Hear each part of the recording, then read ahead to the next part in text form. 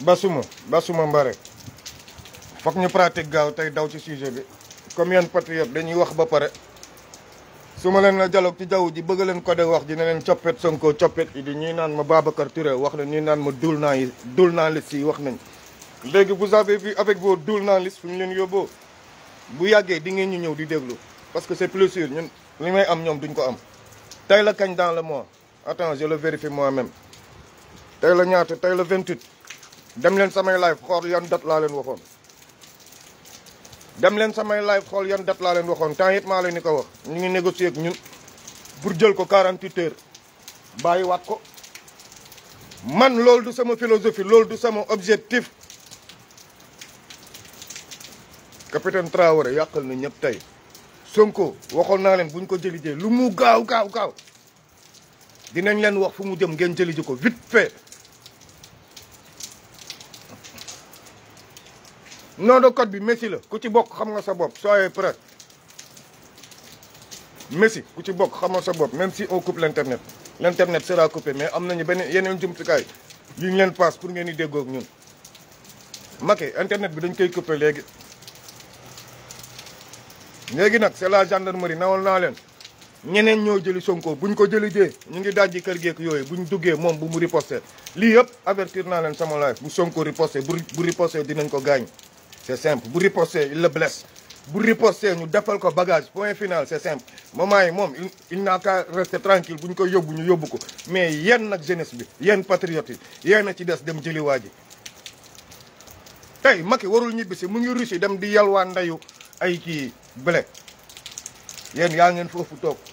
tey la 28 non xaar ba tam xarit daw dem Russie toog di diwul rawale ñoom Marème Faye Sall doog a dem te ñu ñëw jàpp ko lu ñu leen ci wax du dëgg wax naa leen ko dañ ko proposé dialogue jaww ji dañ ko ne pour mu rendre boppam Sonko du ko def bu rendre boppam ñoom dañuy koy jëmee 6 mois du bokk élection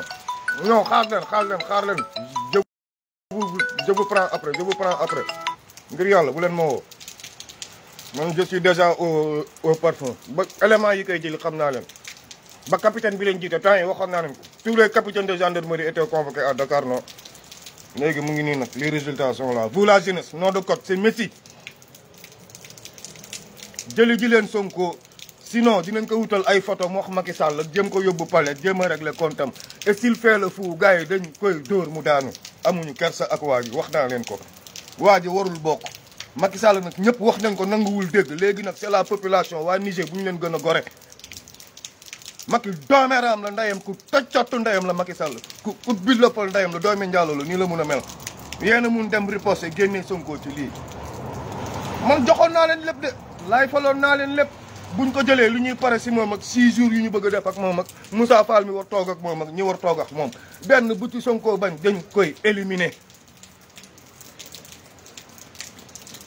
li ma leen waxoon rek boo leen yéexee bu ñu paree ci Sonko même ngeen xeex 2 jours 3 mooy ñàkk ngeen Sonko parce que du amal askan wi njëriñ